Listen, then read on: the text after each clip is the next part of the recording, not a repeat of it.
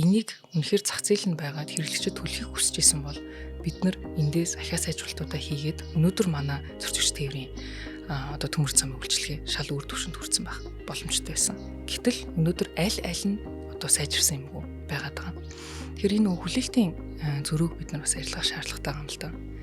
Хэрвээ бид нар энэ үн тариф гэдэг зүйлсийг бага байлгана гэдэг нэрийдлэр энд нь бариад байвал энэ маань бол өөрөө ашаачгүй болсон асуудал. Эрчим хүчээр бол үн тарифыг бид нар бага байлгана гэж ярьдаг байсан. Эцэс төгсгөлдөө юу болсон хэр цахилгаан эрчим хүчтэй байх юм уу үгүй мүү гэдэг сонголтын дээр очиод дууссан. Тэгэхээр өнөөдрийн төмөр замын зорчигч тээврийн тухай асуудал чинь бол бид нар өнөөдөр зорчигч тээврийг ер нь авах юм уу үгүй мүү гэдэг дээр л тулж штэ. Сайн бацхан үзэгчтэй Улаанбаатар төмөр зам подкастын маань энэ удаагийн дугаар эхэлж байна. Энэ удаагийн дугаарт маань улсын хурлын гишүүн Цэнгүүн оролцож байна.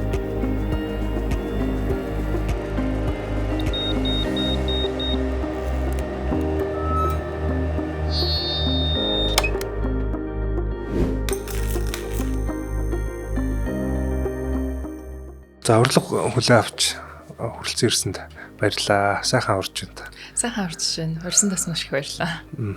За улсын хурлын гишүүний үүрэг бол хуулийн төсөл санаачилж хууль өргөн барьж батлуулах явдал шүү дээ. Сүүлийн үед ямар хуулийн төсөл дээр ажиллаж байна? За 2024 онд бас улсын хурлын сонгуул маань бас нэлийн онцлогтой явагдаад пропорционал системээр 48 гишүүн сонгогдсон. За энэний хүрээнд бол би арчилсан намаас жагсаалтын дөрвөр бичигдэж улсын хурлын гишүүн бас залуучуудын төлөөлөл гэж хэлж болно. За миний хувьд бол ер нь манай Монгол улсад маш том реформын чанартай үйлдэлүүдийг хийх зайлшгүй шаардлагатай болсон. Тэр зүйлсүүд маань бол мэдээж хэрэг маш их өөрчлөлт хийн гэдэг маань бол олон хүний амьдралд нөлөөлнө. Дээрээс нь бас хүндрэл бэрхшээлүүдийг даван туулах шаардлага гарна. Энэ зүйлсүүд дээр бол зөрөгтэй дуурах хэрэгтэй болов залуу хүний хувьд гэж бодоод тэгээд эрчим хүчний реформ дээр бол нэлээд бараг 5-6 сар ч гэсэн бол тулаад суугаад ажиллаж байна л та.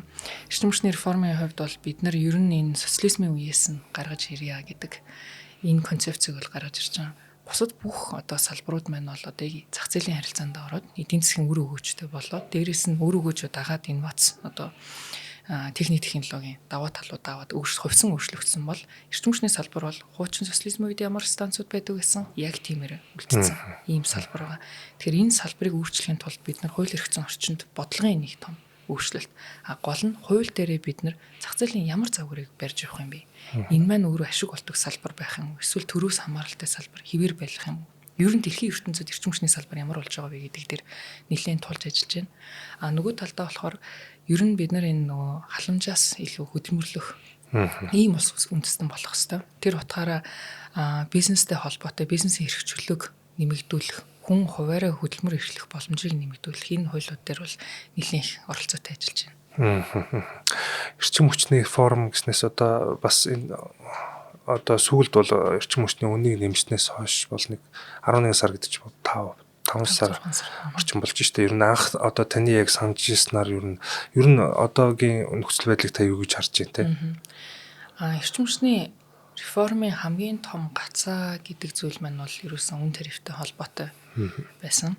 Эрчим хүчний салбарт 17 мянган хүн ажилладаг. За энэ дээр бол маш олон жил үнийг хатуу төрөөс бариад өртгөөс нь багаар хэрэглэгчдэд нийлүүлж явсан. Энээсээ болоод техник технологийн шинжилгээ хийж чадахгүйгээр станц дээр ажиллаж байгаа хүмүүс маань бол хөдөлмөрийн маш хүнд нөхцөлд ажилладаг болчихсон. Дээрээс нь тэр хүмүүсийн нийгмийн асуудлуудаас гадна ер нь техник технологийн угаасаа хүчин чадал нь хүрэхээ болоод тоглолтолгүйгээр нөгөө цахилгаан эрчим хүчийг нийлүүлэх боломж нь хүртэл багасаад сүүлийн жилүүдэд бол эрчим хүчний тасалталт бол угаасаа их байдаг болсон.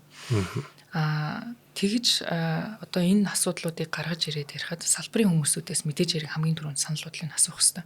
Салбарын хүмүүс бол бүгд үн өртгөхийг л бид нар өөрчлөх хэрэгтэй. Үн өртгөө өөрчилчих юм бол асуудлуудыг дараа араас нь шийдээд явах боломжтой маа гэх номер 1-т үн өртөг гэдэг зүйлийг гаргаж ирсэн.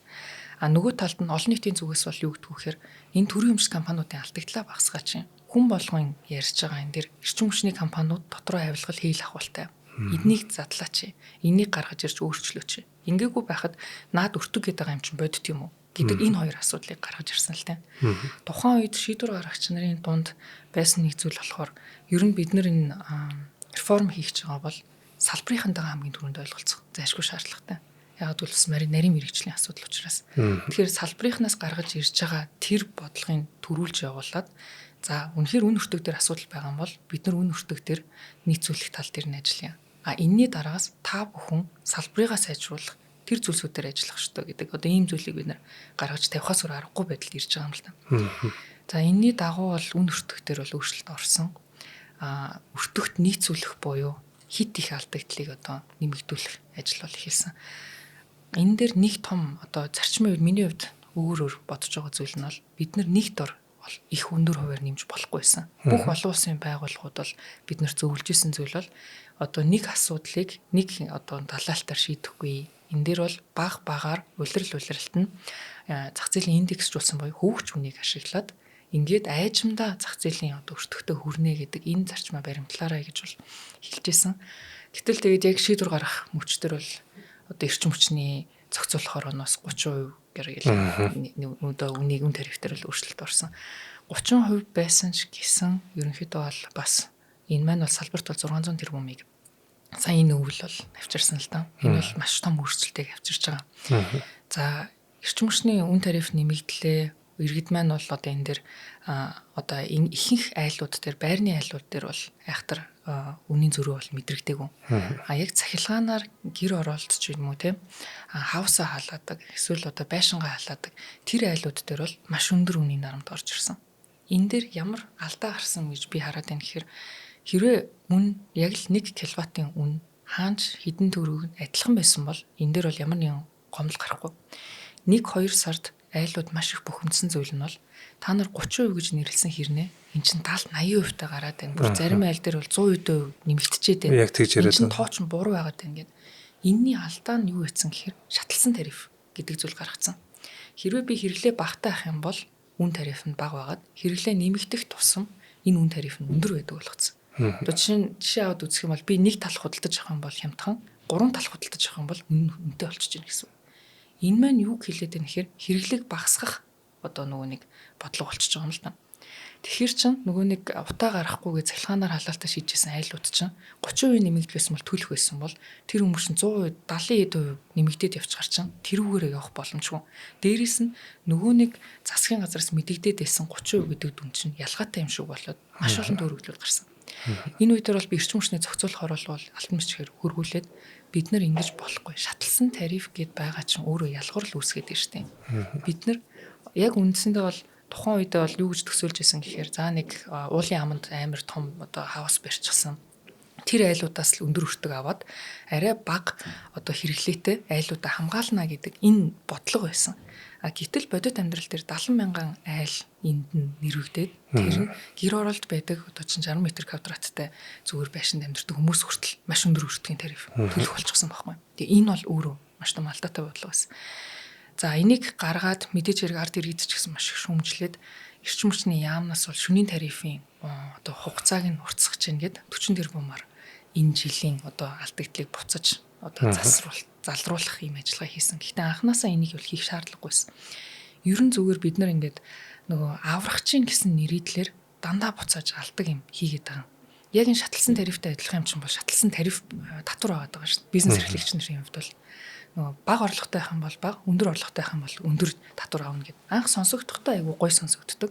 Гэхдээ бодит амьдрал дээр юу болтгоо гэхээр манай компаниуд өсөөд сайжраад томроод одоо олон улсын бирж дээр гарахад үнэлгээгээ сайжруулах хэрэгтэй байтал чинь Монгол татвар их байд юм а гэд яг тэр нөгөө нэг 500 саяас дээш маш орлоготой болоод ирэх үедээ компани хуваахч юм уу те татвар багт болохын тулд хиймлэр олон компанитай болчдөг. Одоо манай групп компаниуд яагаад ийм олон нэрийн компаниуд үүсгээд байна гэхээр чинь татвараа байгуулахын тулд компани борлуулалт нэмэгдээд ирэнгууд нь дахиад багасгачдаг. Яг энтэй адилхан зүйл маань эрчим хүчээр бид нэр энэ шаталсан тарифыг явуулаад байх юм бол айлууд тоолуурн дээр л дахиад хуваачих واخгүй. Тоолуур ахиал хэрэглээ их байгаад байгаа юм бол 2 айл байгаа гэдгээр бичлэлтийн хийлгээл 2 тоолууртай болгочихно. Энэ ямар ч ялгаагүй. Тэгэд энэ хүмүүс чинь хууль зөрчөөд байна үгүй. Чинь яг л нөгөө бодит хуулиндаа захирагдаж амьдарч байгаа юм л амьдралын юм байна. Тэр нөгөө амьдралд нийцсэн хууль тогтоомж бид нэр гаргаж чадахгүй болохоор чинь иргэдийгээ ийм буруу тогтолцоолоо яваачаад тэгээ бид нэр том статистик юмнуудаа буруу хардаг болчихж байгаа гэсэн. Тэгэхээр яг ийм асуудлууд ерөнхийдөө бол өрнөд явж байгаа. За үн тарифтай холбоотойгоор Нөгөө талдаа яг хууль эрхцэн орчинтой холбоотойгоор бол одоо миний харж байгаагаар бол гацалтанд орсон байна.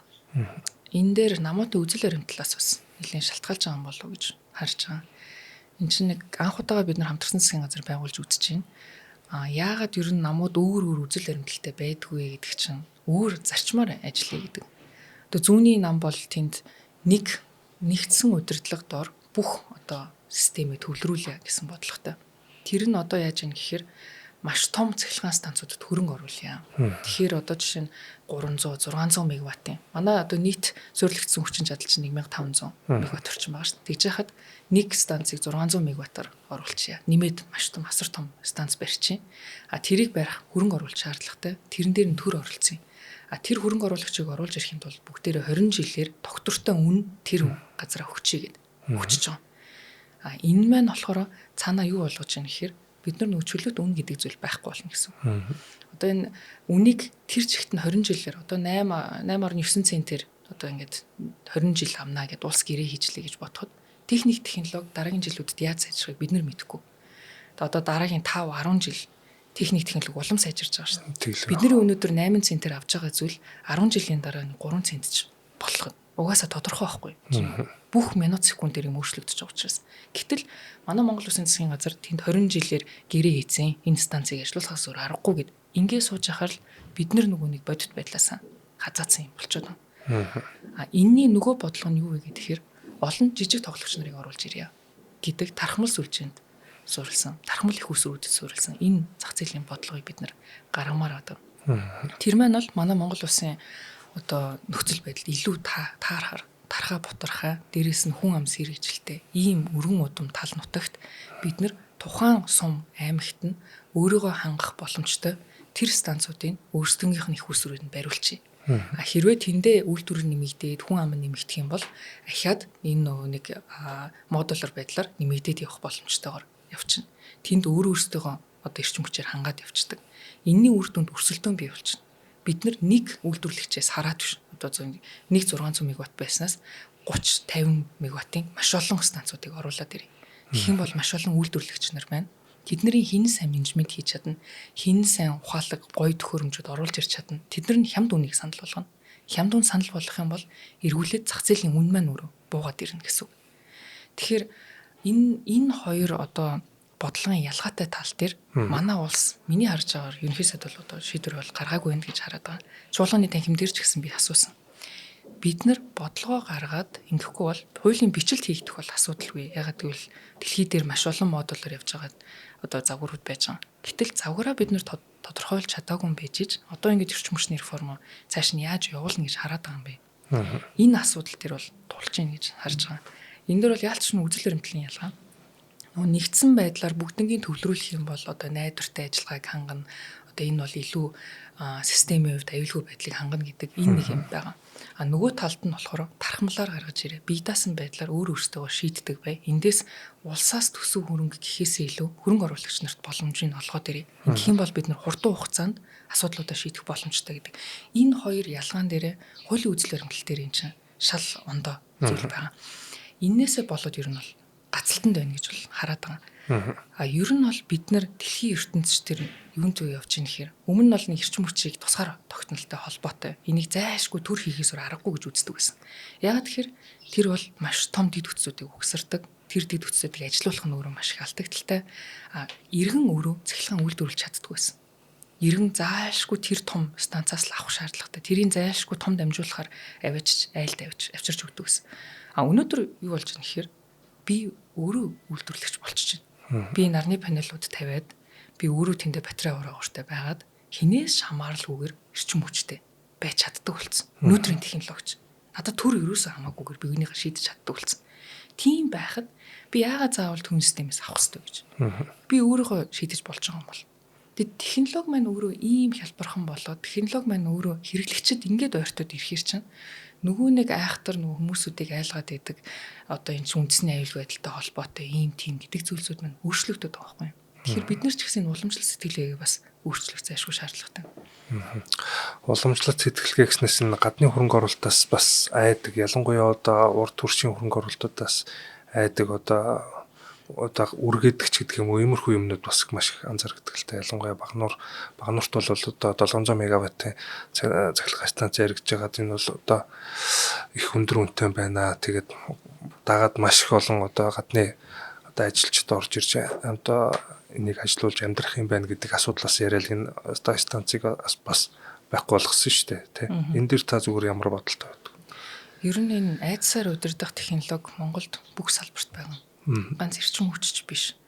Монгол улс ямар нэгэн байдлаар хөгжиж, Монгол улс ямар нэгэн байдлаар эдийн засгаар томрыг их оролдлого болгон дээр дандаа хятадууд арилгадаг. Шууд л хэлэхэд тэр төслүүдийг явуулах гэсэн ямар нэгэн байдлаар Монгол улсыг дэлхийдээ холбох гэсэн оролдлого болгон дээр л наа чин одоо хятад цустай, наа чин хятадын одоо хүнч гэдэг юм уу, ийм байдлуудаар явдаг. Тэгэд энэ болохоор бол эмгэг гэдэг зүйл рүү ер нь орцсон баг. Манай үндэсний нийгэм ингээ хамарчихсан. Гэхдээ азар энэ одоо дуусч байна. Одоо энэ өвчнөөсөө бид нар салж ах шиг байна. Бодит байдлыг одоо харж эхэлж штэ манай монголчууд. Тэр нь юу вэ гэхээр ер нь бид нар яаж дэлхийдээ холбогдож явах юм бэ? Бид нар ер нь дэлхийд юу өгч чадах юм гэдэг зүйл бол уул уурхай. Бид нар уул уурхай улс энийгээ бүр бардам зарлах ёстой. Хэрвээ бид нар уул уурхаагүй байх юм бол дэлхийд юу өгч чадахыг бол одоохондоо биднэрт өгч чадах юм байхгүй. Дэлхийд одоо анхаарлын татах зүйл байхгүй. Тэгэхээр бид нар энэ байгалийн нөөцийг ашиглаад байгалийн нөөц байгаа. Энийг одоо баялаг болгохын тулд энэ дээр чинь хөрөнгө оруулалт зайлшгүй шаардлагатай байгаа байхгүй. Тэгэхээр тэр хөрөнгө оруулалтуудыг маш хурдтайгаар хийгээд энийгээ гаргаж авч байгаад бид нар өөрсдөө эхлээд нэг капиталтай болоод амар. Капиталтай гэдэг нь мөнгөтэй болоод амар. Монгол улс. Ингээд ирэх юм бол мөнгөтэй болсон хойноо бид нар нийгмийн асуудлуудыг хүмүүс өөрсдөө шийдээд юм. Төр засаг биш. Бид нар хэрвээ өөрсдөө ингэж айдсаар удирдуулад ингэчих юм бол тийм болоод ирнэ ингэчүүл тгийн гэж айдсаар байлгаал байвал энэ дотроо байсаар л болно. Хамгийн том асуудал нь болохоор залуучууд маань энэ дотор ингэж үлдэхгүй шнэ. Дэлхийд дахин одоо ингэж уцаараа л бүх дэлхийдээ холбогдож байгаа хүмүүс чинь юу гэж л энд ингэж одоо юу ч байхгүй газар байгаад байгаа юм бэ? Боломжгүй газар байгаад байгаа юм. Тэр утгаараа бидний хүлээхгүйгээр залуучууд маань гадагшаагаар явна. Манай Монгол улсын асуудал ч одоо залуучуудыгаа яаж авч үлдэх вэ? Энд ирээдүйн ихтгэл найдвар байна гэж яаж харуулах юм гэхээр дэлхийн зах зээлийг Монголд авчрах хэрэгтэй. Дэлхийн зах зээлийг авчрах боломж нь бол биднэрт уул уурхай гэж хэлэхэр хүмүүс одоо дэрвдэг болсон. Буруу логикгүй зүйл л дээ. Гэхдээ манайхан ч одоо уул уурхайтай дургу байгаад байна. Тэрүүгээрэл бүгд амьдарч байгаа хэрнээ уул уурхайгаа буруу шагаад ингээд байна. Нөгөө талдаа тэгвэл биднэрт дараагийн нэг экспортлж чадах маш том боломж нь эрчим хүч байна. Дэлхий дээр эрчим хүчний хэрэглээ 7 дахин нэмэгдэж байгаа. Бид нар одоо ChatGPT гээд харахад нэг Google-с хийдэг search-оос 20 дахин их одоо энерги тэн дээр бол зарцуулж байгаа. Буюу энийг ажилуулах сервер дата төвүүд чинь бол маш дата центрүүд бол маш өндөр эрчим хүчийн хэрэглээтэй болсон.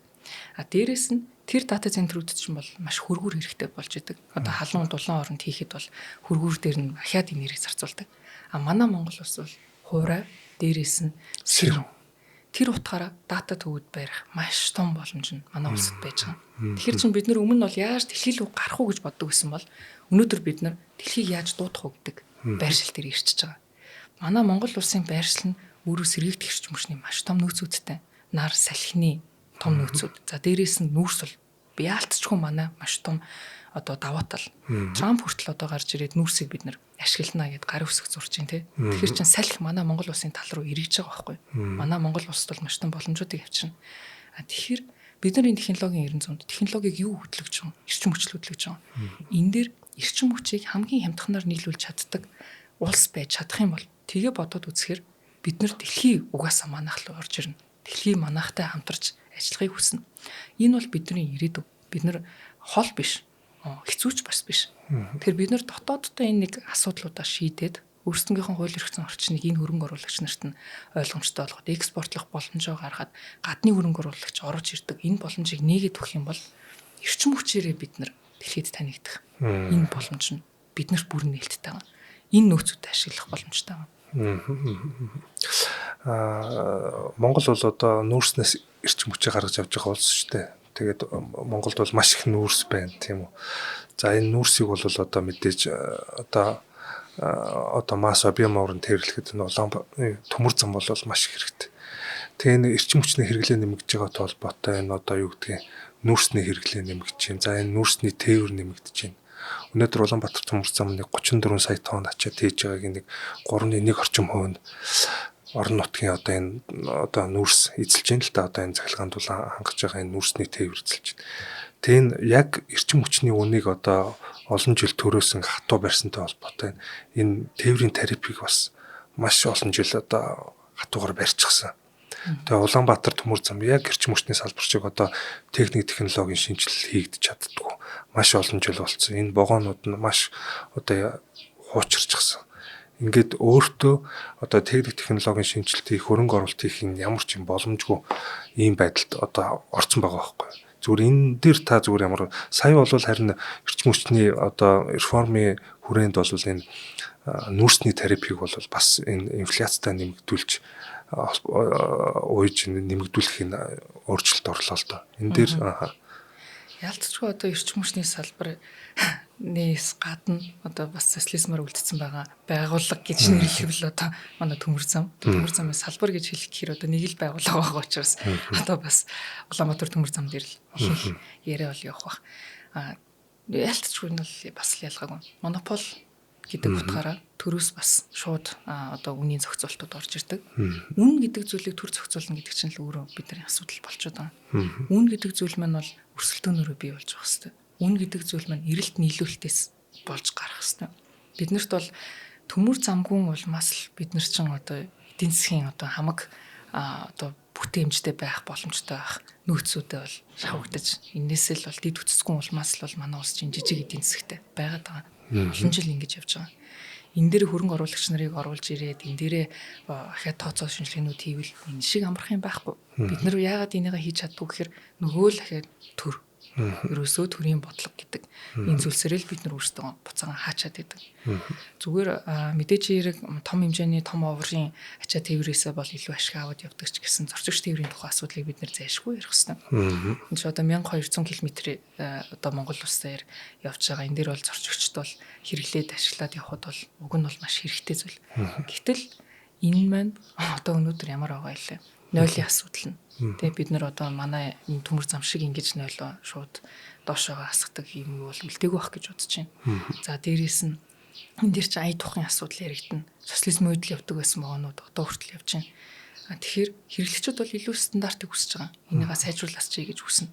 Гэтэл нөгөө талд нь түүг сайжруулах юм бол яаж сайжруулах вэ гэхээр нөгөө үн хүртгийн асуудал гарч ирнэ. Одоо чинь зорчигч тээврийн юуны тасалбар хэдэн төгрөг байгаа вэ? Дунджаар бол одоо нэг Сүхбаатар хүртэл бол нэг 30 гаруй мянган төгрөгөөр явж байгаа бах шүү. Энэ гэхдээ нөгөө унтлагын гэдэг юу сонголттойгоор. Тэгэхээр энэ дээр чинь бид нар хэрвээ чанар стандартыг хүсэж байгаа бол хүн үн тарифыг нэмэх зайлшгүй шаардлага гарч байна. Тэгээд бас өмнө бас хүмүүстэй яриа сууж хат энэ зорчигч тээврээс болж 350 тэрбумыг бол одоо энэ сүүлийн 4 жилд л хийж байгаа төмөр замынхан бол алдсан байгаа. Тэрийг болохоор одоо том оврын ачаа тээврээсээ бол ингэж нөхөж оруулсан гэдэг. Гэтэл 350 тэрбум төгрөгийг бид нар хэрвээ алдсан байгаа бол энийг үнэхээр зах зээл нь байгаад хэрэглэгчид төлөхийг хүсэж исэн бол бид нар эндээс ахиа сайжруулалтуудаа хийгээд өнөөдөр манай зорчигч тээврийн одоо төмөр замын үйлчлэгээ шал үр дүншинд хүрсэн байх боломжтой байсан. Гэтэл өнөөдөр аль нь одоо сайжирсан юмгүй байгаад байгаа. Тэгэхээр энэ хүлээлтийн зөрүүг бид нар бас арилгах шаардлагатай юм л да.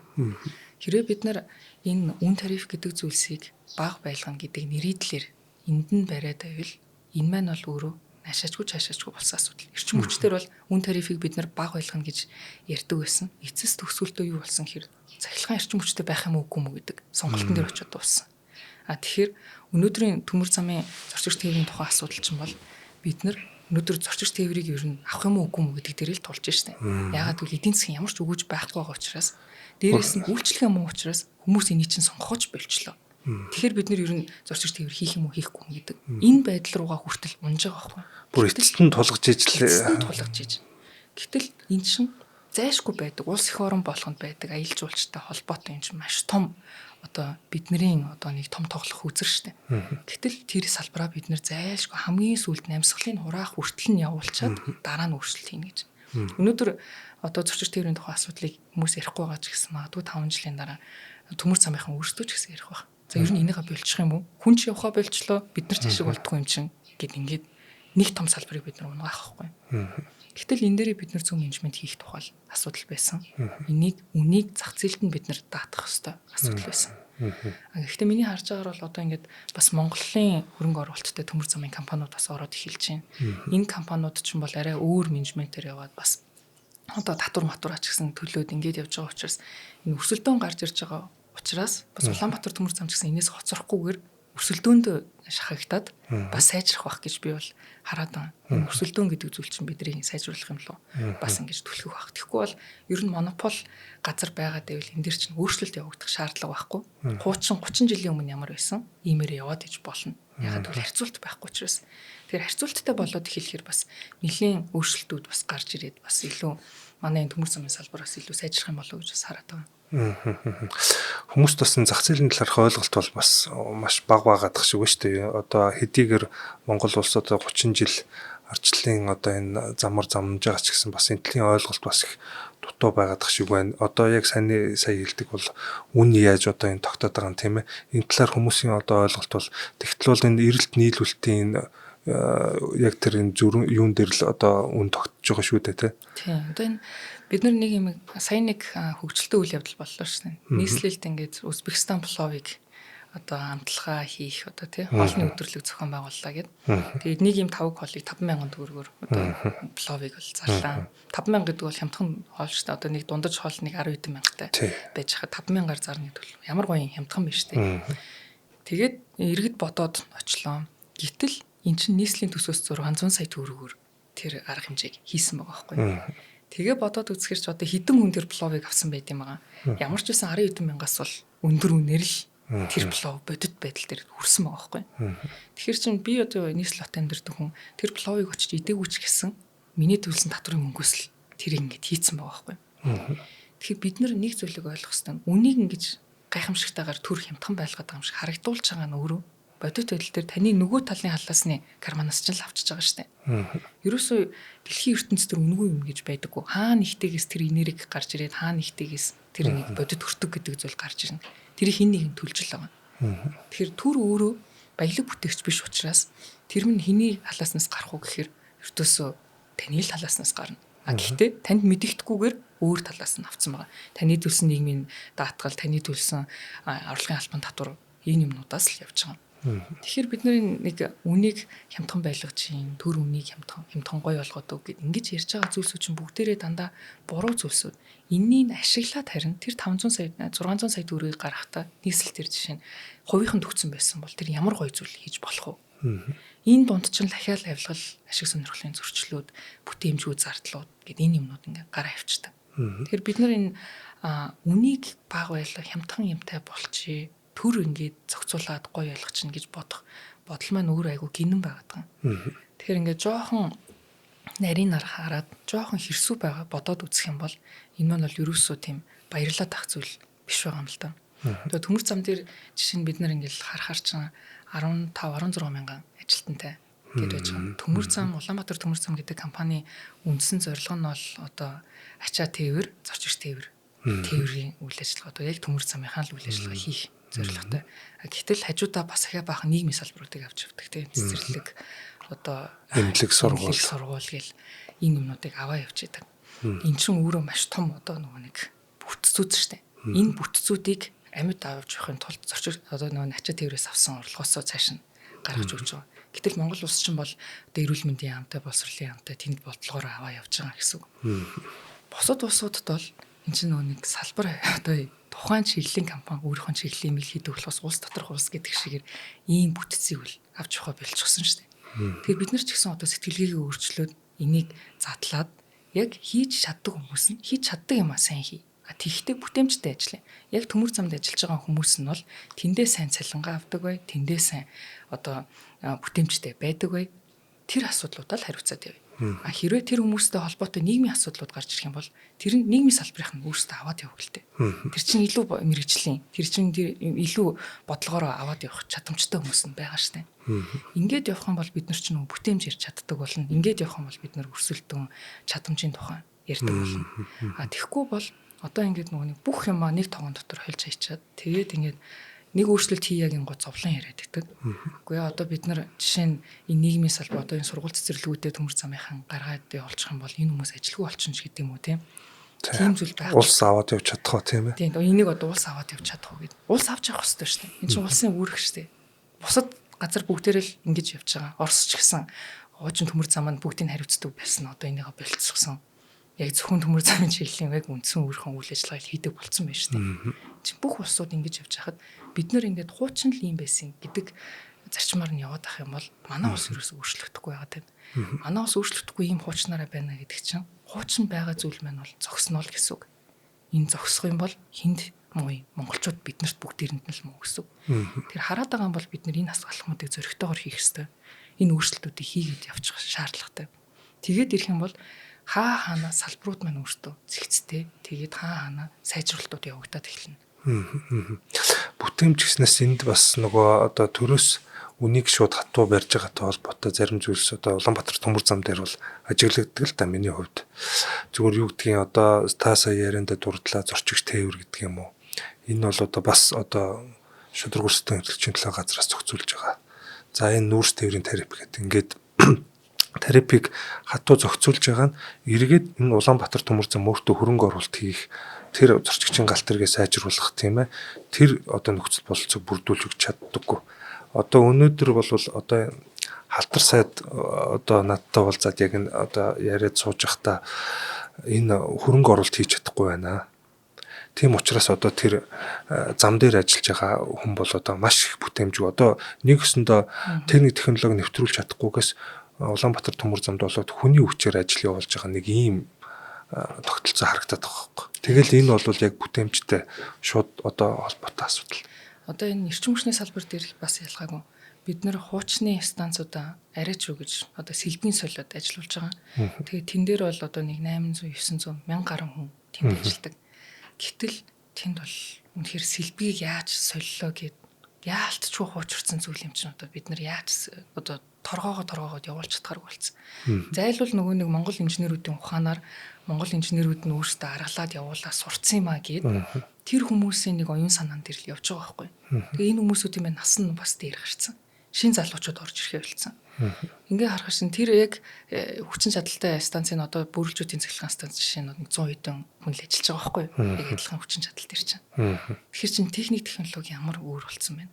Бид нар яг үнэндээ тэр хүмүүсийг одоо станц дээр ажиллаж байгаа хүмүүсийг хуурамч цаасан малгай өмсгөл та нар мундаг байна Монголын бааtruуд гэж хэлж байгаа ч гэсэн тэр хүмүүсийн эрүүл мэнд бол үнэхээр хохирж байгаа байхгүй. Тэр хүмүүсийн эрүүл мэндийг бид нар нөхөж баршгүйгээр хөдөлмөрийн хүнд нөхцөл байдалд авчиад тэгээд энийга сэлбэг зассан нэртэйгээр явуулаад ажиллахгүй. Бид нар цоошин цахилгаан станцууд барих хэрэгтэй шүү дээ. Бид нар тэр хүмүүсүүдийн хөдөлмөрийн шинэ станц барьж хагаад сайн орчинд нь ажиллуулж чаддаг тийм байх хэрэгтэй шүү дээ. Тэгэхгүй бол одоо энэ бид нар ингээл хуучинтайгаа зуралдаал байвал одоо тийшээ ч орж ажиллаж чаддаг ч хүнгүй болж гин орох хүсэлтэй ч хүн байхгүй. Бид нар ямар хүнийг чи заавал нэгнийг аваачаад өсөхгүй байхад нь тийш ороод ажил гэлтэй юм шүү дээ. Одоо эрчим хүчний салбар дээр бол яалтч хүн үнэзийн асуудал бол маш хүнд тулцсан. Хүү залуучууд нь дамжин өнгөрөхцгийг болгож байгаа л 1-2 жил тэнд ажиллаад тэгэл нэг бол урхал руу явна. Эсвэл гадагшаа явчихна. Ийм байдал руу ирсэн. Тэгээд залуучуудыг бас буруу гэх аргагүй байхгүй. Яагаад залуу насаа тэнд өрөх ёстой гэж тэр хүмүүс. Тэгэхээр ингээд бид нар юм системийн асуудалд ингээд орцсон байгаа юм л та. Тэгэхээр ингээд системийн асуудал, системийн өөрчлөлтийг хийхэд бол яалтчгүй одоо ингээд нэлийн бас хүнд шийдвэрүүдийг бас даван туулж гарах хэрэгтэй. Гэхдээ энийг хурдан хийх тусмаа хурдан сайжирна. Бид нар энээс айгаад хин нэг хийх байх гэж бодоод одоо цаг юм бишээ гэд хойшлуулах юм бол улам хүндрээд байгаа байхгүй. 10 жилийн өмнө бид нар энэ хийсэн байсан бол хамаагүй өөр нөхцөл байдалтай байсан. Тэгэхээр нөгөө шийдвэр гаргахгүй уддаг нэг юм байдал чинь манай төрд маш удаачлаа. Асуудлуудаа бид нар бүгдээрээ мэдээд байгаа. Бодит байдал нь хаана байгааг мэдж байгаа. Гэхдээ шийдвэр гаргачих гэхээр хүмүүс надад дургу болчих юм болов. Одоо ингээд хэлчих юм бол одоо дургуц чинь одоо улсын хурлын гишүүн бол би ахиад сонгогдохоо болчихно. Тийм болохоор энэ асуудлуудыг ярихгүй гэдэг. Тэгэл гарч ирж ярихаараа нэг халамж яриад өө хүмүүст мөнгө өг тараах хэвээр ард иргэд минь ядуу байна. Бид нэр өстой хэцүү болохоор гэл. Тийм л юм ярьдаг. Шийдэл байхгүй. А яад бол юм өөрчлөе, юмыг өөрөөр зохион байгуулъя гэх юм бол тэр чинь нэг юм тогтмол байсан юмыг булангартуулж таарна шүү дээ. Чинь ялцчгүй тэхээс өр аргагүй болно. А тэгээд тэрхээр зарим хүмүүсүүд хохирж таарна. Тэн дээр хүндрэлүүд гарна. А гэхдээ энэний цаана өөрчлөлт гардаг. Одоо нэг тарган байж байгаа хүн турахыг хүсэх юм бол хоолны дэглэм бариад одоо турахад хэцүү шттэ. Тэр үед бол хэцүү байдаг. Гэхдээ тэгжиж хүн эрүүл болдог. Илүүдэлж ингээ хасдаг. Тэгээд цаашаа урт удаан сайхан амьдрах боломжтой болно. Тэр ямар ч өөрчлөлт өөрөө ямар нэгэн золиосуудыг гаргаж байгаа. Тэгэхээр манай нийгэмч гэсэн харамсалтай нь өнөөдөр залуучууд бид нар дээр энэ зүйл нь ирчлээ л дээ. Бид нар энэ золиосуудыг гаргахаас өөр аргагүй болчлоо. Яг бол хитрхи удаан ямар ч өөрчлөлт хийгээгүй явцсан учраас. Тэгэхээр бид нар энэ өөрчлөлтүүдийг одоо хийх л ёстой. Мэдээж хэрэг одоо монголчууд айгу хурдан хугацааны өөрчлөлт хүсдэг шүү дээ. Ингээ нэг жилийн дотор ч байдаг юм бүх юм өөрчлөгч нэг үгүй. Эрчим хүчний асуудал 5 10 жил явж ийж бүтээн байгуулалтуудтайгаа холбоотойгоор явна. Ягаад гэвэл энэ олон жил шийдэгдэх асуудал нэг удаа шийдэгдэнэ гэж байхгүй. Гэхдээ бид нарт даваа туулах хэрэгтэй. Монгол улс ч өрсөлдөх чадвартай манайх дэлхийн топт эдийн засагт орж чаддаг улс болно гэдэгт би итгэдэг. Тийм учраас өнөөдрөөс харин бид нар энэ хүндрэлтэй асуудлуудаа шийдээд тэр зам руу гарч явах хэрэгтэй. Өнөөдөр тэр золиосуудыг гаргаад өнөөдөр тэр хүнд асуудлуудаа шийдвэрлээд явахгүй бол бид нар тэр гоё ирээдүгээс улам хоцрол байна. Тэгэхээр тэр утгаараа бол одоо залуучууд маань бол энэ тэнд байгаа хүмүүс маань гоё зөрөгтэй гарч ирээд бөмбөгнүүдийг бол тесэлж их өстой гэж бодоод байгаа. Бүгд харж байгаа шүү дээ. Бид нар төмөр зам дээр ямар асуудлууд байгаа гэдэг салбартай хүмүүс харж байгаа. Тийм чинь бид нар ингэ тухайн хуучин юм байсан, дарга нар юм байсан ингээд яваад байвал бид нар ахиалж илүүтэй алдах байхгүй. Сая яг таны ярьсан дээр манай энэ улс төрийн намууд бас хэтэрхий богино хугацаанд бас одоо асуудлыг хараад идэгтэй.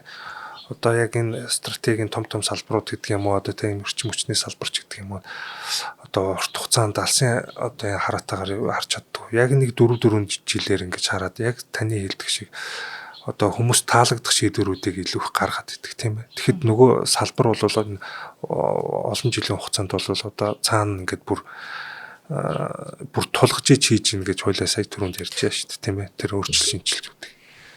Яг энэ дээр л асуудал байгаад байгаа юм болов. Тэгэд ер нь нэг юм бас манай монголчууд ч их ухаантай хүмүүс шүү дээ ер нь. Одоо нэг юм худлаа попорсон хүмүүсүүдийг хараад таньдаг болсон гэдэгт би бол итгэдэг.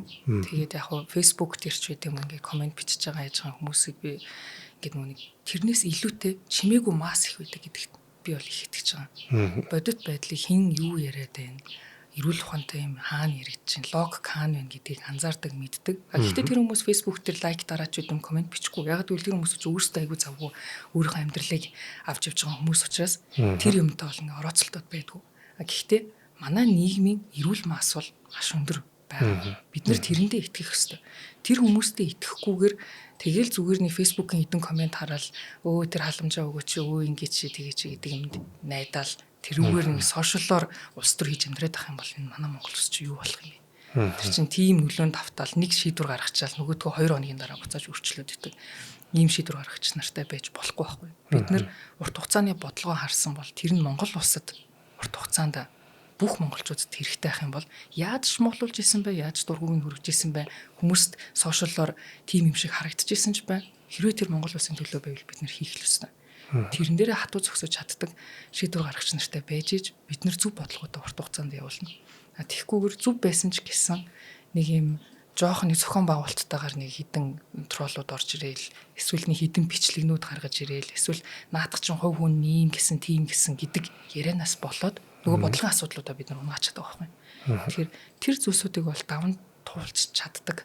Дээрээс нь чимээгүй мастай итгэдэг болчих юм бол бид нэр ер нь нэлээд том өөрчлөлтүүдийг хурдан хийж чадах байх.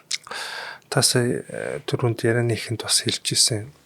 Яг хамтарсан засгийн одоо хоёр үзэл баримтлалын хувьд бол хоёр өөр үзэл баримталтай хоёр нам хамтарсан засаг болоод ингээд явж шít. Тэгээд энэ дээр бас ялгаа зөрүүнүүд гараад энэ ажил реформын ажил гэдэг юм уу удаашрах бас ингээд бүрэн төгс хийгдэж чадахгүй байх асуудлууд гарч шít. Энэ дээр та зүгээр одоо хов гишүүний хувьд ямар бодолтой байдгүй. Би бол зүгээр одоо юу гэдгийг харжсан нам бол одоо тэ яг тэр одоо өөрийнхөө үзэл баримтлалын дагуу одоо энэ өөрчлөлт шинжилгүүдийн ажлуудыг хийх ёстой. За ардын нам бол одоо энэ хоёр нам чинь хоёр тусдаа одоо мөрийн хөтөлбөрөд иргэдэд ингээд танилцуулаад мөрийн хөтөлбөрийнхаа дагуу ингээд сонгогдоод гарч ирж байгаа шүү дээ, тэ. Энэ дээр та ямар бодолтой байна? Би бас энэ дээр айгүй гайхсан л байдалтай байж байна. Яг өндөө бол. Одоо энэ хамтарсан засгийн газар гэж байгуулад 30 жилийн турш одоо шийдэгдэг байсан асуудлуудыг шийдсэн үү? Шийдсэн. Одоо бид нар ураны асуудлыг шийдсэн байна. За дээрээс нь төмөр замын хил холболтын асуудлыг шийдлээ. Энэ бол манай Монгол улсын эдийн засагт маш том өөрчлөлтийг авчрахаар. За ингээд энтэй холбоотойгоор одоо Эрдэнэ бүрийн усан цахилгаан станц явж байна. Одоо бид нар чинь маш олон одоо нэг мега гэж хэлэх нь хайшин. Гэхдээ нэг юм төслүүд бол ингээд хөдлөөд явж байгаа юм шиг итгэл үнэмшил надад бол төрж байна. Нөгөө талдаа яг бодлогын асуудлууд болоод ирэхээр яг өөрөө чинь хэлж байгаагаар ялгаа бол ялцчихгүй гарч ирээд байгаа байхгүй юу. Тэр чинь одоо нэг соёлын ялгаа гэдэг шууд үзлэр мэдлийн ялгаа тусдаа гарч ирээд. Энэ дээр бол ерөнхий сайдын л одоо шийдвэр эцсийн шийдвэр бол байх байлгүй. Энэ үний чинь тодорхойлж байгаа засгийн газар юм чинь. Тэгэхээр энд удаанаар эсвэлтгүү хийгээд за энэ аль нэг нь болох байлгүй дээ гэж харах биш. Энд бол маш хурдтайгаар шийдвэрээ аль нэг талдаа гаргаад явах хэрэгтэй гэж хараад байгаа. Мэдээж хэрэг миний харж байгаагаар бол ер нь улс төрийн намууд бол тусдаа үзэл баримталтайгаа байсан дээр гэж би хувьд бол хардаг. Одоо ингээд энэс цааш 126 гишүүнтэй болцсон бид нар дандаа хамтарсан засгийн газар байгуулна гэж ярьж байгаа. Европын орнууд бас дандаа ийм хамтарсан засгийн газрууд байгуулад явсан туршлагатай. Гэхдээ Европын орнууд үнэхээр сүүлийн жилүүд томоохон хэмжээний шийдвэр гарсан үгүй. Яг тэгэхээр өөр үзэл баримталтай намууд чинь хоорондоо зөвсөлж чадахгүй байснараасаа болоод бас ингээд айгу удаж ирсэн. Тэгэхээр магадгүй энэ түүхэн цаг мөчид бид нарт хамтарсан засгийн газар хэрэгтэй байсан байж магадгүй. Бид нар яг ингээд том гэрээ хэлцлүүд хийхэд геополитикийн нөхцөл байдалтай холбоотойгоор ингээд байсан байж магадгүй. Ирээдүйд бол бид нар энэ нэг одоо Монгол Ардын намч тэр арчилсан намч тэр баруун төвийн бодлого бид нар хэрэгжүүлэх хэрэгтэй байна. Эдийн засгаа босгож ирмээр байна. Ер нь аль нь ч бай. Одоо Монгол Ардын нам гарч ирсэн ч гэсэн яг тэгэхээр манайх чинь одоо тэр Скандинавын орнууд шиг халамжийн одоо системийг ухсраад тийм тэндээсээ ингэж нөгөө нэг капиталаараа тэр нийгмийн дэд үтсүүдээр шийдэж чадах капитал нь биднэрт байхгүй байхгүй. Тэгэхээр хүссэн ч бид нар хүсээгүй ч байсан бай бид нар энэ чөлөөт эдийн засгийг хөгжүүлж таарна. Манай монголчууд нэг капиталтай болж авч иж дараа нь нэг тараах тухай ярих бах. Тэгэхээр аль ч утгаараа нэг ойрын нэг 20-30 жилдээ бол бид нар энэ чөлөөт эдийн засгийг дагсан улс төрийн бодлогоо явуулж ижил манай Монгол улс гарч ирнэ гэдэгт бол би 100% итгэдэг. Тэр утгаараа тэр манай арчилсан нам тэндээ хатуу байна. Монгол Ардын намч гэсэн тэрийн дотор ойлгодог хүмүүс нь байгаад энэ чөлөөт эдийн засгийн бодлогыг хэрэгжүүлвэл маш сайн. Тэгэх юм бол бид нар хурдтай хөгжинэ. Нэг ялгаатай зүйл байгаад байгаа нь болохоор энэ манай улс төрчид ч гэсэн өөрсдөө нэг ойлгохгүй байгаа. Гэт нийгмийн бодлого айгүй хүсдэг. Одоо жишээ нь боловсролыг сайжруул, эрүүл мэндийг сайжруул, зам тайв, сумуудыг хооронд нь замаар тайлбар, соёлын төв барьж гэдэг юм. Иймэрхүү юмнуудыг улсаас хийж өг гэж шахдаг. Нөгөө талдаа яг тэгж ярьж байгаа хүмүүс нь татвар баг байлга гэд шахаад байдаг. Татвар чи айгүй их байгаад байна. Төр засагчийн татварын бодлого багасгах гэд. Энд чинь хоёр цугтаа байх боломжгүй юм байна байхгүй. Хэрвээ нэг бол бид нар татварыг маш бага түвшинд байлгаад хүн өөрөө хөдөлмөрлөд аваад явж чадах юм аа. Татвар бага байгаа учраас энэ нийгмийн бодлогоуд руу чиглэсэн асуудлыг хүмүүс өөрсдөө хийгээд явах юм а гэдэг. Одоо энэ баруун төвийн бодлого байж байгаа. Нөгөөх нь болохоор бид нар өөрсдөө төр засаг шийдвэрээ гаргана. Төр дандаа бүх мөнгнүүдээ барина.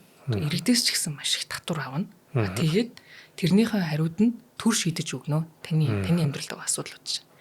Чинь хоёр өөр асуудал байхгүй. Тэгэхээр бид нар нөгөө нэг хоёр өөр бодлогын хоёр гой талыг авах гад нэг зүүнийх нь нас нь болохоор төр хийж үг гэдэг юм аа. Тэгсэн хэрнээ зүүнийхэнд төлдөг татврыг бид нэр төлөхийг хүсдэг. Барууныхнаас болохоор нөгөө бага татвартай байх гэдэг өөрийнхөө эрх чөлөөтэйгээр өөрөө юу хийхээ шийднэ гэдэг тэр эрх чөлөөг хүсдэг хэрнээ нөгөө талаас барууныхнаас болохоор нөгөө нэг халамжийн бодлогоо хүсэж байдаг. Тэгэхээр бид нар ч гэсэн нөгөө нэг юу хүсэж байгаа вэ гэдгийг аягүй сайн тодорхойлж гаргаж ирээд ингэхээр л бид нөгөө сонгогчийн боловсрол төр ирчихэж байгаа юм л да. Сонгогчийн боловсролыг маш сайн болгож чадах юм бол бид нар маш хурдтайгаар өөрчлөгдөнө. Сонгогчийн боловсрол төр бид нар юунаас эхлэх вэ гэхээр улсын их хурл засгийн газар хоёрыг ялгадаг болохоос эхлэмээр байгаа.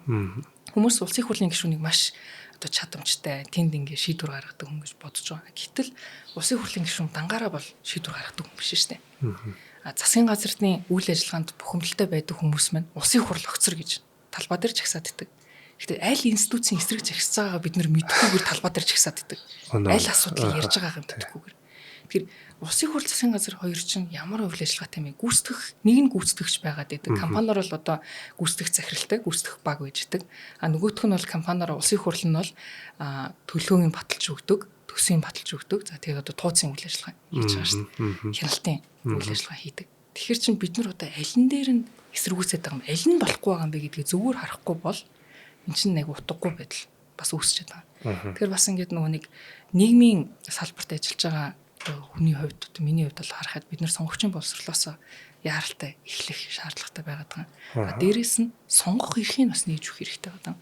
Ер нь манай залуучуудыг ингээд дандаа ярьдаг сонгуульд итгэхгүй оролцдог залуучууд бол одоо ингээд оролцохгүй байгаа юм гэдэг.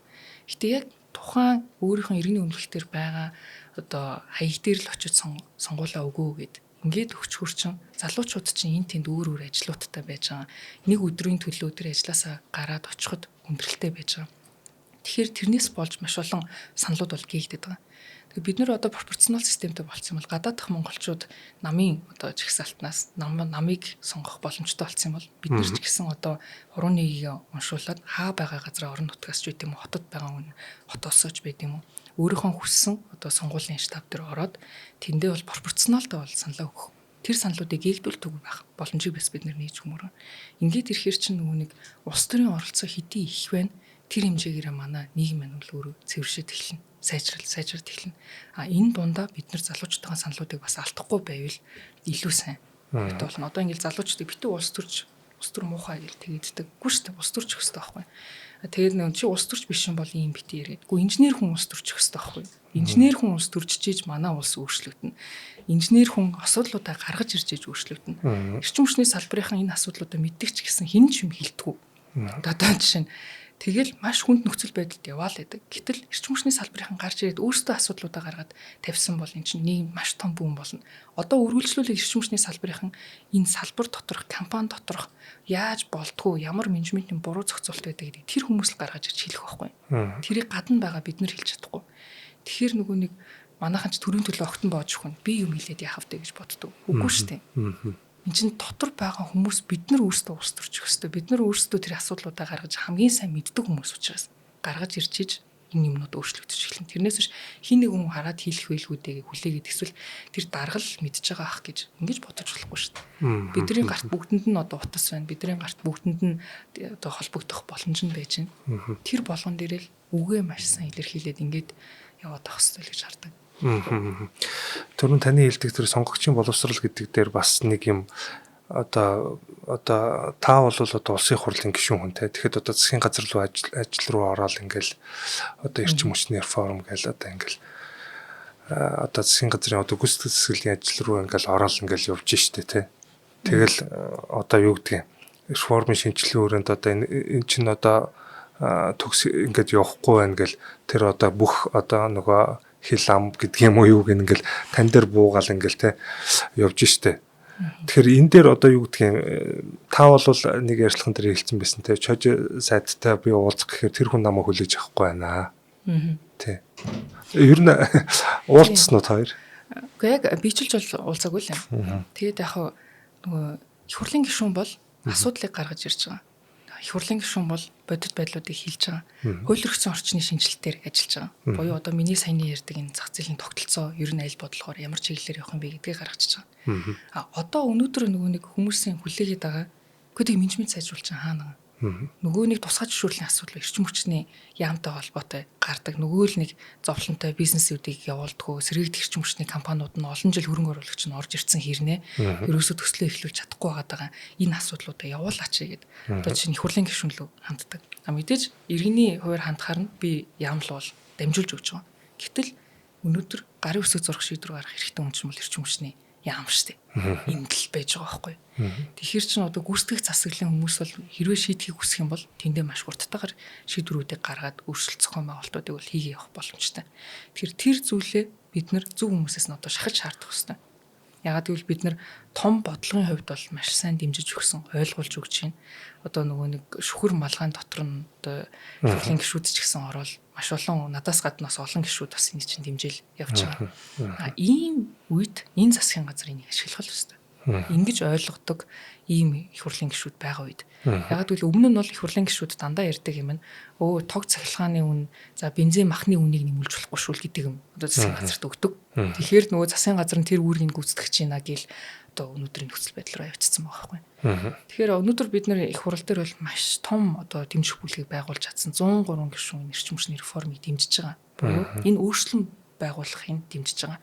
Эрчим хүчний компаниудыг нэгтгэх юм уу, задлах юм уу, хувьчлах юм уу? Ямар нэгэн байдлаар одоо бид нар өөрчлөх ёстой гэдгийг их хурал дээр дэмжиж байхад тэр дэмжлэгийг ашиглаж чадахгүй байх юм бол энэ бол засгийн газрын маш том буруу болно. Засгийн газар энэ моментыг, энэ боломжийг ашиглаж чадахгүй өнгөрөөх юм бол энэ бол өөрөө салбарт маш их хохиролтой. Тийм учраас эрчим хүчний салбарынхан одоо өөрсдөө маш том одоо идэвхтэй оролцох ёстой гэсэн. Энэ эрчим хүчний одоо юу гэдгийг хүртээмжтэй байдал дээр гэдэг юм уу? Та ямар бодолтой байдгүй одоо гадны одоо компаниуд тийм ээ одоо хувь хүмүүс орж ирээд Монгол улсад нэг жижиг үйлдвэр байгуулад ажиллая гэхэд одоо тэнд эрчим хүчний одоо хүртээмжтэй байдал байдгүй, дэд бүтц байдгүй ч гэдэг юм уу те. Нэг иймэрхүү асуудлууд бас гараад идэм байл шүү дээ. Гэхдээ ердөөсөө манад яагаад үйлдвэрлэл хөгжихгүй байгаа юм бэ гэдэг чинь эрчим хүчгүй гэдэг л юмн дээр очиод дандаа гацдаг. Манай уул уурхаанууд бол дандаа дизель түлшээр ажиллаж байна те. Энэ ч бид нар чинь дандаа л эрчим хүчний дутагдлаас болж л үүсэж байна. Улаанбаатар хот чинь бол утааны асуудал дандаа эрчим хүчний дутагдал. Ердөөсөө эрчим хүч гэдэг зүйл чинь бид нарт усаагаар мэт дутагдж байгаа зүйл бол эрчим хүч байгаа даа. Тэгэд энэ чадлын дутагдлаасаа бид нар гарна гэдэг нэг том асуудал байж байгаа. Ер нь нэг 200 мегаватт 1500 суйрлагдсан хүчин чадал дээр нэг жил болгон манай өсөлт бол нэг 200 мегаваттаар нэмэгдээд байгаа.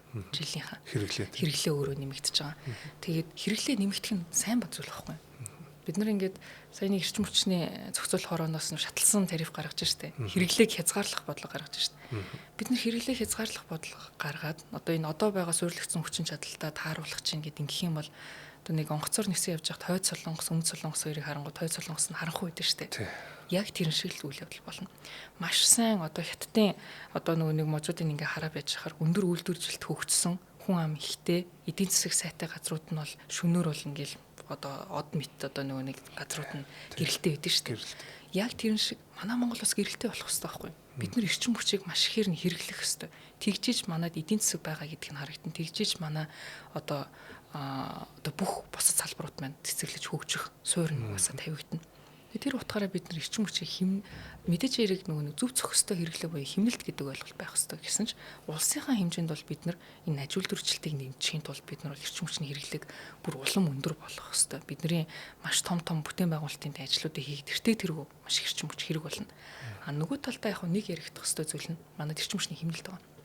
Бид нар ерөөс эрчим хүчний хэмнэлтийн талаар ойлгодгүй. Ягаад тэгэхээр өртгөөс нь багаар аж ахуйн одоо айлын хэрэглэн дээр бол жишээ нь ороод ирдэг учраас бид нар энэ барилга байгууламжийн стандарт дээр барилгын дулаан алдагдлыг ерөөсөө огт тооцдог. Манай ерөөсөө эрчим хүчний хэрэглэгч гэдэг байгаа зүйл чинь бол одоо нэг дулаан дээр бид нар бас ярих зайшгүй шаардлагатай. Одоо Улаанбаатар хотын нэгдсэн дулааны сүлжээ чинь бол одоо станцаас гарсан дайвар бүтээгдэхүүн буюу одоо дулаанаар нэгдсэн дулаанаар бид нар хангаж байгаа. Энд нэг зүйл зайшгүй ярих хэвээр юм дулаан алдагдал.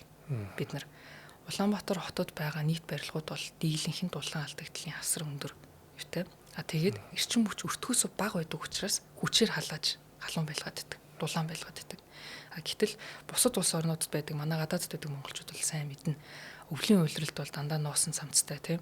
Тэнд өртгөн маш өндөр байдаг учраас газар халаадаг өндөр байдаг учраас тэнд бол агаарын температурыг, өрөөний температурыг бага болгоод тэнд бол ингэж байж идэг. Манай Монголд бол тийм байдгүй.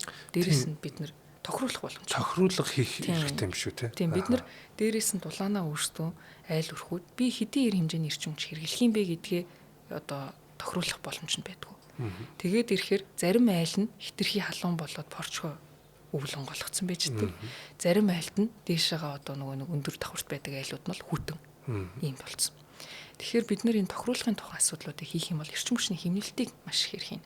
Ер нь энэ эрчим хүчний реформ хийсэн одоо улсуудын амжилттай туршлагуудыг харахад түгээх буюу салбар дээр яг хэрэглэгчтэй орж байгаа дээр маш сайн тохируулгуудыг хийж өгсөн. Тэгэхээр энэ нэг автоматжуулалт гэдэг асуудлыг бид нэр ахаал технологийн давуу тал гараад ирж байгаа.